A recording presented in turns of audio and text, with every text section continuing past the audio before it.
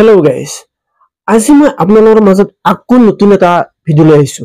আপোনালোকে ভিডিঅ'টো শেষলৈকে চাব। আগৰ ভিডিঅ'ত মই আপোনালোকক কৈছিলো যে চুমি বৰাৰ দৰে মাইনাও ব্ৰহ্ম পলাতক।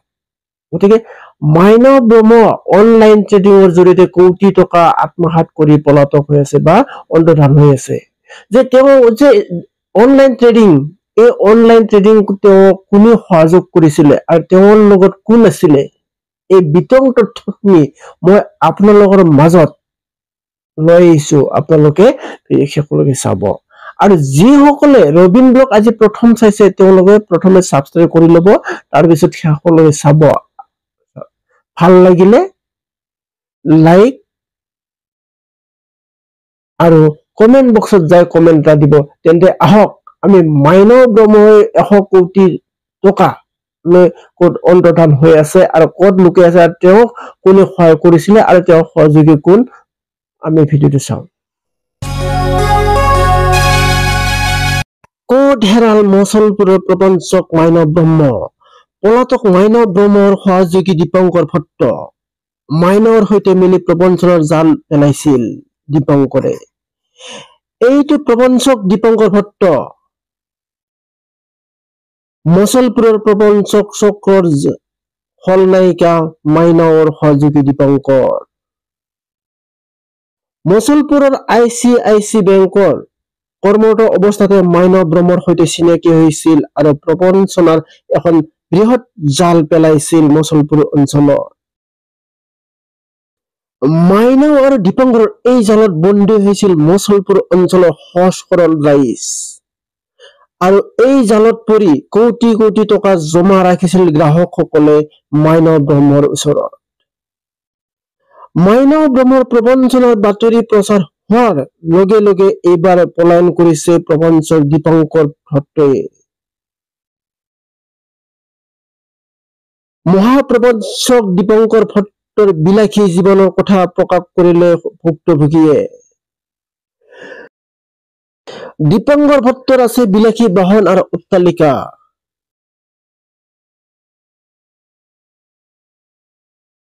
দীপঙ্কৰ ভট্টৰ ডিঙিত চাওক কোটি টকীয়া সোণৰ চেইন। চলিত মাহতে ক্ৰয় কৰাৰ কথা আছিল এখন বিলাসী বাহন। মাইনাওৰ লগতে প্ৰপঞ্চক দীপঙ্কৰ ভট্টৰ বিৰুদ্ধে ভুক্তভোগীয়ে এজাহাৰ দাখিল কৰিব। মাইনাও ব্ৰহ্মৰ স্বামী চমিন চৰকাৰী সম্প্ৰতি পলাতক। মাইনাওৰ স্বামী চমিন বিজেপিৰ কৰ্মী। মাইনাও ব্ৰহ্মৰ মচলপুৰৰ ঘৰ চিল কৰিছে প্ৰশাসনে। দণ্ডাধীশ নেত্ৰী সন্দিকৰ উপস্থিতিত ঘৰ চিল কৰিছে। আজি দিনৰ 1 বজাৰ পৰা প্ৰশাসনে চলাইছিল অভিযান। অভিযানত উদ্ধাৰ হয় কিছু নথি-পত্ৰ। অনলাইন ট্ৰেডিঙৰ পৰা 100 কোটি টকা আত্মসাৎ কৰিছিল একালৰ পাণ দোকানী মাইনাও ব্ৰহ্মই। এমাহ পূৰ্বে মচলপুৰৰ পৰা পলায়ন কৰিছিল স্বামী মাইনাও। সোমবাৰে বিনিয়োগকাৰীয়ে চলাইছিল লুণ্ঠন। ইতিমধ্যে মাইনাও ব্ৰহ্মৰ মচলপুৰৰ ঘৰ চিল কৰিছে প্ৰশাসনে। সমগ্ৰ অসমলৈকে মচলপুৰতে যি ট্ৰেডিং কেলেংকাৰী সাংঘাতিক হৈছে। বিশেষকৈ এগৰাকী পাণদকীয়া মচলপুৰ চহৰত বহিয়ে এই ট্ৰেডিং অনলাইনৰ জৰিয়তে সাধাৰণ ৰাইজৰ পৰা ধন সংগ্ৰহ কৰি 100 কোটি টকাৰ অধিক ধন লৈ এতিয়া আত্মপন কৰি আছে।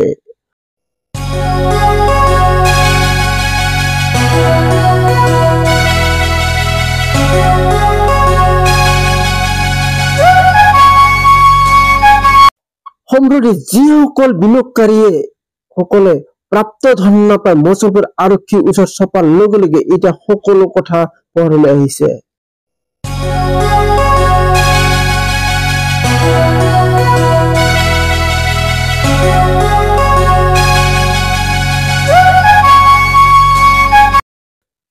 আনফালে কষ্টপাৰ্জিত ধন হেৰুৱাই মূৰে কাম নকৰা হৈছে বিনিয়োগকাৰীৰ।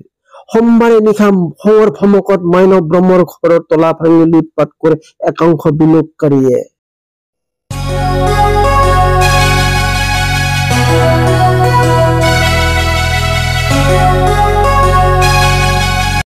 মঙ্গলবাৰে পুৱা মাইনাও ব্ৰহ্মৰ ঘৰৰ সামগ্ৰী ঠেলাৰে নিজ নিজ ঘৰ পালেগৈ বহুজনে।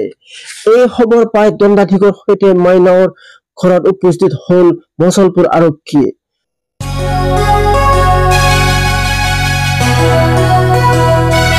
4 ঘণ্টা ধৰি দণ্ডাধীশৰ সৈতে আৰক্ষীয়ে তন্নতন্নকৈ অনুসন্ধান চলালে লুটপাট চলা মাইনৱ ব্ৰহ্মৰ ঘৰত।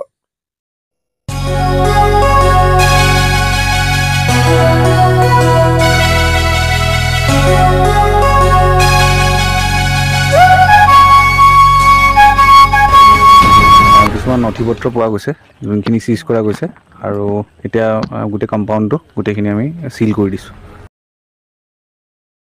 এই কালত মছলপুৰতে পাণ তামোলৰ দোকানত আছিল মাইনৱ ব্ৰহ্ম।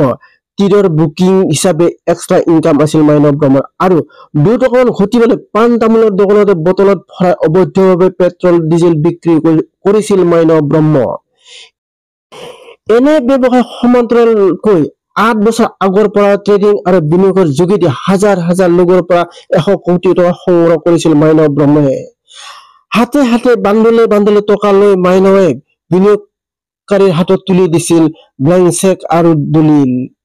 প্ৰতি মাহে 6% হাৰত লাভ দিয়াৰ টোপ দিছিল মাইনৱ ব্ৰহ্মই। কিন্তু হাতত সমসমীয়া নোটৰ বান্দল পৰাৰ পিছত বিনিয়োগকাৰীক ধন ঘূৰাই দিবলৈ এলাহ কৰা হল মাইনৱ ব্ৰহ্মই। আজি দিম কাইলৈ দিম কৰি 1.5 মাহ পূৰ্বে স্বামী সমীন চৰকাৰীৰ সৈতে অন্তৰ্ধান মাইনৱ ব্ৰহ্ম। প্ৰশ্ন হয়, মছলপুৰৰ দৰে ঠাই এখনৰ পৰা মাইনৱ ব্ৰহ্মই কেনেকৈ লুটিলে 100 কোটি টকা? তীৰৰ বুকি আৰু পেট্ৰল ডিজেলৰ অবৈধ ব্যৱহাৰ কৰা মাইনৱ ব্ৰহ্মই ট্ৰেডিং আৰু বিনিয়োগৰ নামত 100 কোটি টকা লুট কৰা কথা কিয় গম নাপালে মছলপুৰ আৰক্ষীয়ে?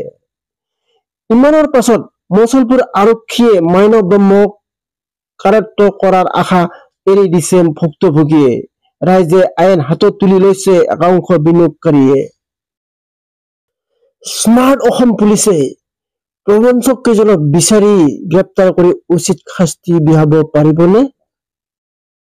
আপোনালোকে চাই আছে ৰবিন ব্লগ ইউটিউব চেনেল।